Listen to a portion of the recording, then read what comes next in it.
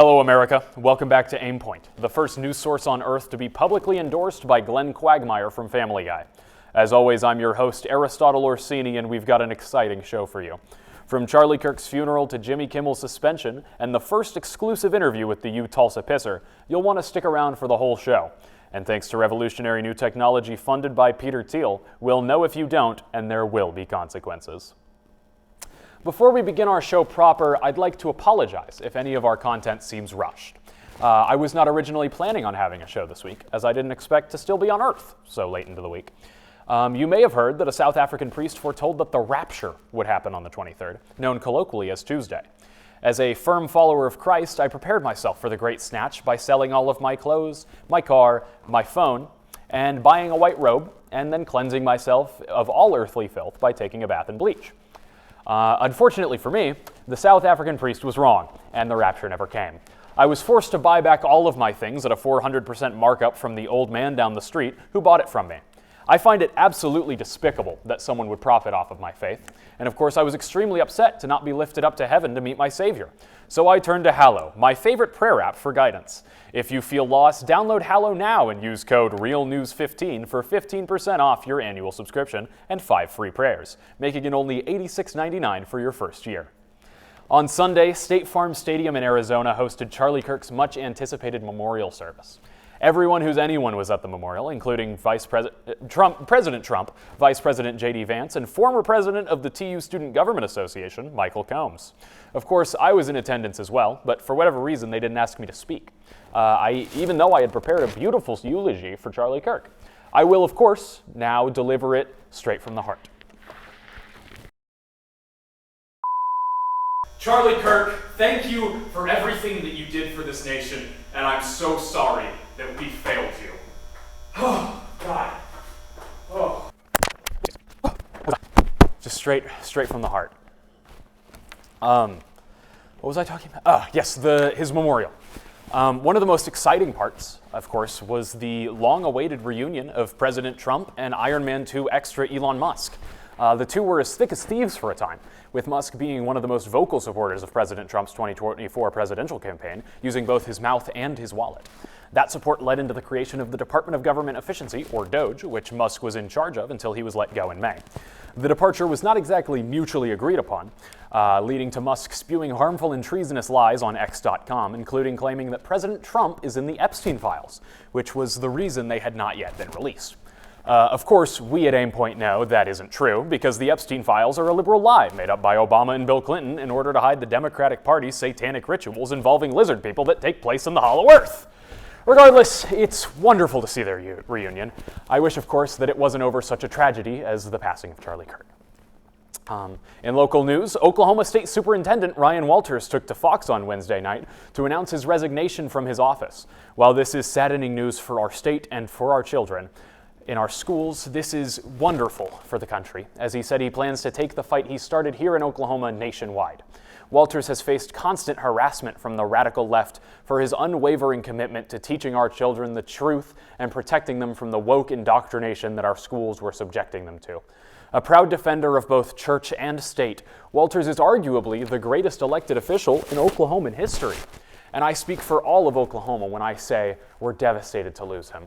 Following his resignation, he is taking a position leading the Teacher Freedom Alliance, or TFA, an organization dedicated to everything Walters has been fighting for since being elected.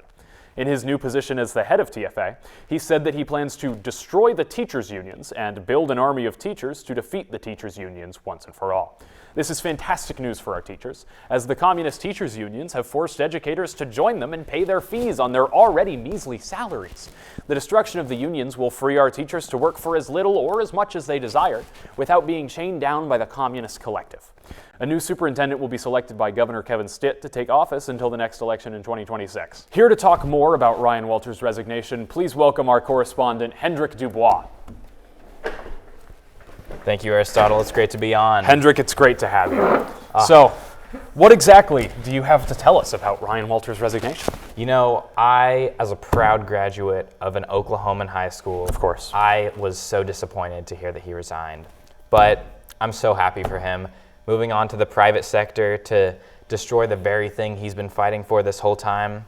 It's truly beautiful. It is. It's wonderful. I mean, as you know, I graduated from an Oklahoma high school as well, and my education was nothing but improved by his tenure as state superintendent. Exactly. My freshman year, he was not yet elected, but every year following that, I could really feel the increased quality of my education through the power of Christ, really. Exactly. Yeah. I remember AP Government last year, when those Bibles came into the room, I felt something inside me. Yeah. It was something beautiful. And I truly believe the new superintendent Stitzelex, I hope he's just as good. I'm not sure, though. I mean, you may not know, but Kevin Stitt and Ryan Walters were actually beefing a few months ago.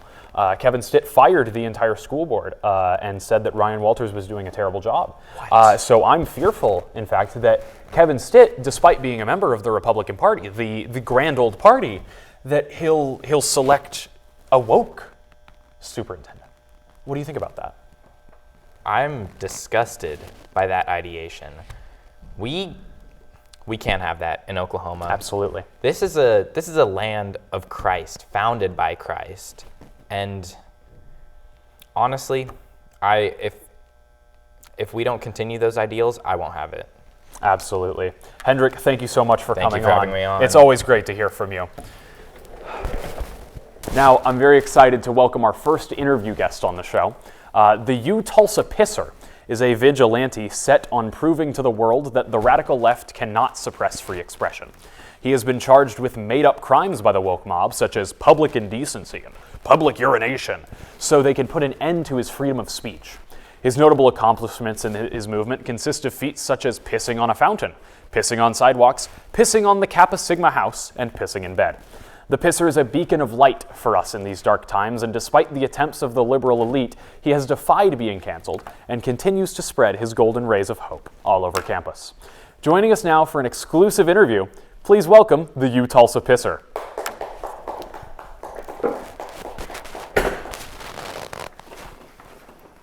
Thank you, Aristotle. It's wonderful to be here. Mr. Pisser, it's great to have you. I gave a brief synopsis of what you've done, but how would you describe yourself? What motivates you to be the UTulsa Pisser? Well, it really all started when the woke mob began to take over and started suppressing our free speech, by saying things like, you can't go and yell racial slurs in a Burger King, just horrible things like that, just suppressing our speech. And so I think I just wanted to showcase my artistic expression and prove that you can express yourself freely.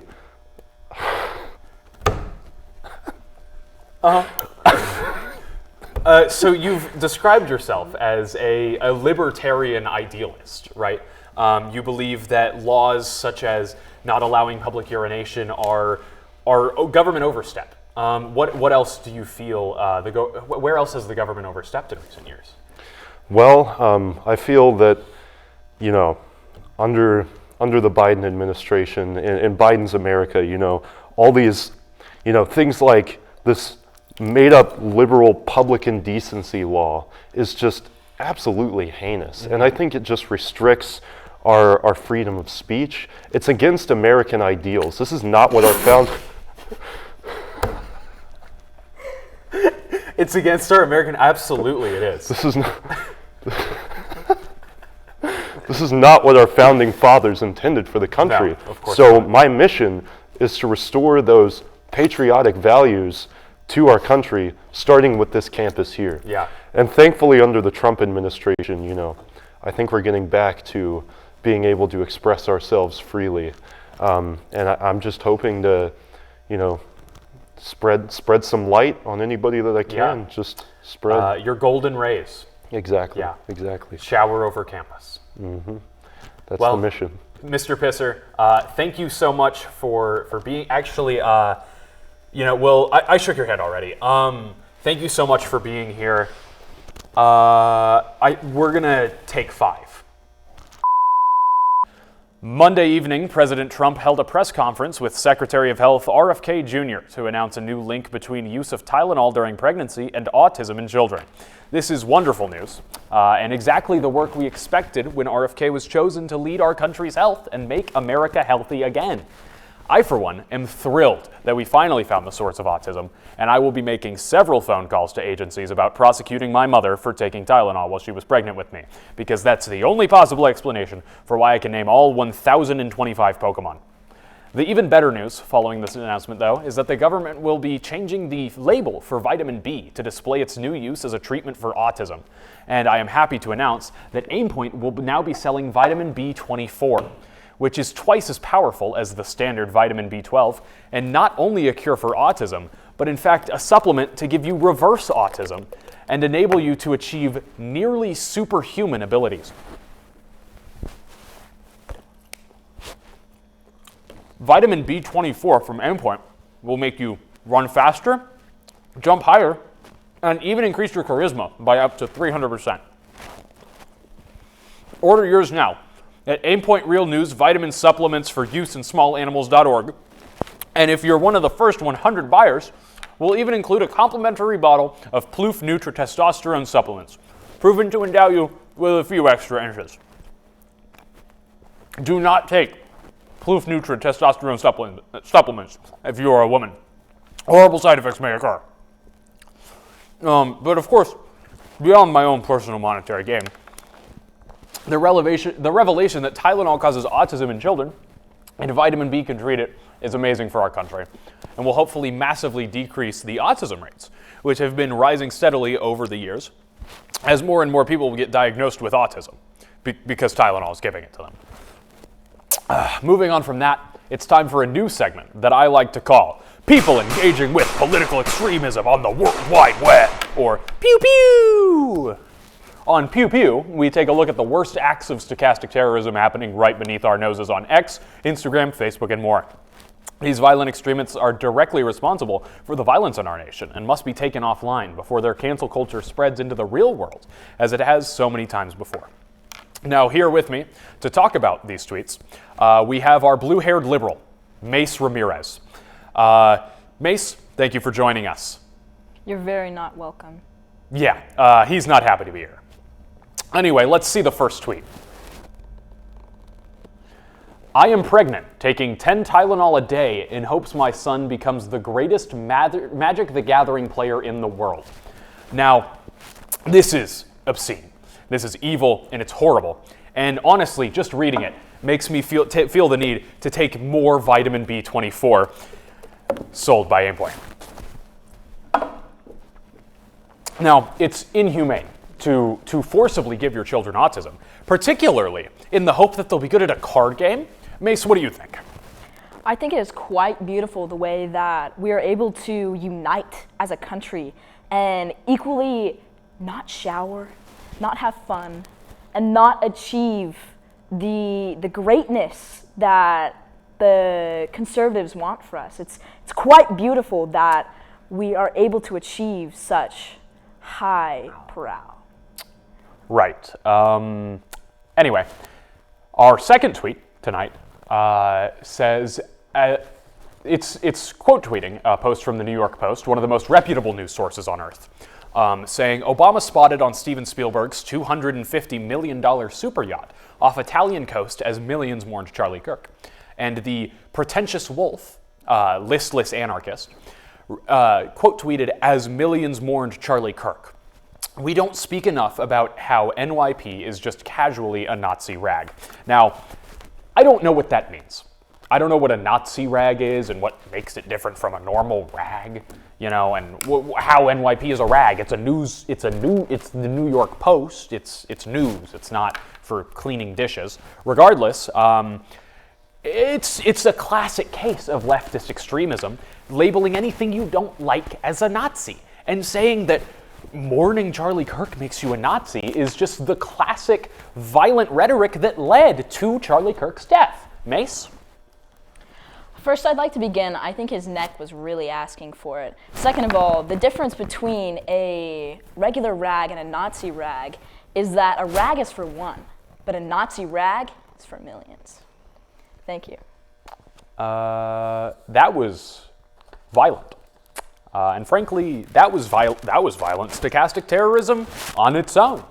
But our next tweet reads, it's a gif of Peter Griffin punching Hitler, which of course is good. Hitler is a bad guy.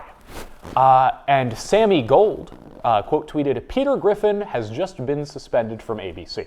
Now, they're riffing on a story we haven't gotten to yet about Jimmy Kimmel being suspended from ABC for violent extremist rhetoric about Charlie Kirk.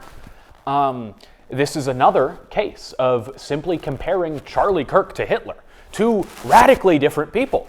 Charlie Kirk went to colleges. Hitler flunked out. It's as simple as that, folks. Mace, what do you think? I think the solid comparison of the two of them is based on the fact that Charlie Kirk, I think he's pretty cooked now, is one of the most supple art pieces that you can create with how wide span you could just, his full face takes up about a camera and a half. And I think the correlation between that is Hitler sure liked cameras. Yeah, I know, it's news to me. Okay. Really not sure you're even reading these tweets. Let's see the next one, though. It's Ryan Walters, my hero, my own personal hero. And it says, breaking news. Oklahoma becomes the first state where every single high school will have its own Turning Point USA chapter. Let's go. This is fantastic news. And Kate has quote retweeted it saying, all right, yeah, his murder was orchestrated.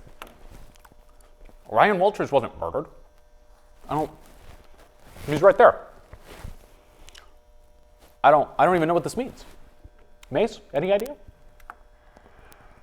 I think if literacy wasn't such a problem for the conservatives, they would understand we're talking about Charlie Kirk and how his sole purpose in life was to make Oklahoma 51st in education. And that rhetoric is exactly why I killed him. Thank you.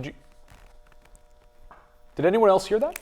Regardless, I'll have you know, that was ad hominem when you said that conservatives have low literacy rates. As I know how to read, all right? I do. I know very well how to read. It's not appearing very well on the camera, but I know how to read. Thank you. We had one more tweet, but after that violent rhetoric, Mace is being escorted out of the studio as we speak. So we'll move on. Last week, as I alluded to before, no, we're moving on. Get that out of here. Yeah. Last week, Jimmy Kimmel's late night show was indefinitely suspended by ABC, owned by Disney, after he made inappropriate and dissentful comments about Charlie Kirk's assassination, saying that we on the right were desperately trying to paint him as anything but one of us, which is absolutely absurd. Charlie Kirk was one of us. Why would one of us assassinate Charlie Kirk? After all, I mean, Mace, the blue-haired liberal, just said that he did it. Now, I don't actually believe that Mace killed Charlie Kirk, to be clear, and nothing that he said at any point in this show should ever be taken seriously, because, well, frankly, he's an unserious person as a blue-haired liberal.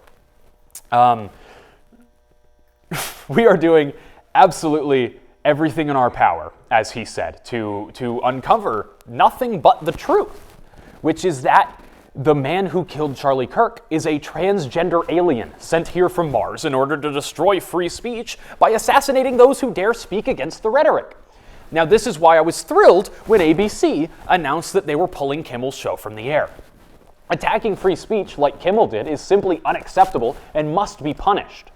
Now, I've had my fair share of disputes with Disney, who, as I mentioned, owns ABC, particularly with one of their most popular characters, Donald Duck. But this was a surprisingly good move from the company, and I was starting to think that maybe they weren't so evil after all. Unfortunately, the woke mob came after Disney, canceling their subscriptions to Disney Plus and swearing they would never watch a Disney movie again unless they reinstated Kimmel's show, much to the chagrin of their 4-year-olds who wanted to watch Moana for the 6th time this week. Disney, of course, as any company would, folded under the pressure, and Kimmel was allowed to return to air and keep spreading his hateful rhetoric on Tuesday night, proving once and again that Disney is a blight on our beautiful nation, and they must be defeated at all costs. This is why I am calling on you, dear viewer, to call all of your friends and tell them that Disney's monopoly has gone on too long. Call your representatives, call your family, call everyone you know, and tell them that Disney must be regulated, because if you go woke, you go broke. And that is a fact. Now, with that, our show this week comes to a close. Thank you to everyone who's watched, and thank you for Peter Thiel to watching our viewers watch. As always, I'm Aristotle Orsini, and I'll see you next time when we find out if Candace Owens has been replaced by a reptilian clone. Good night.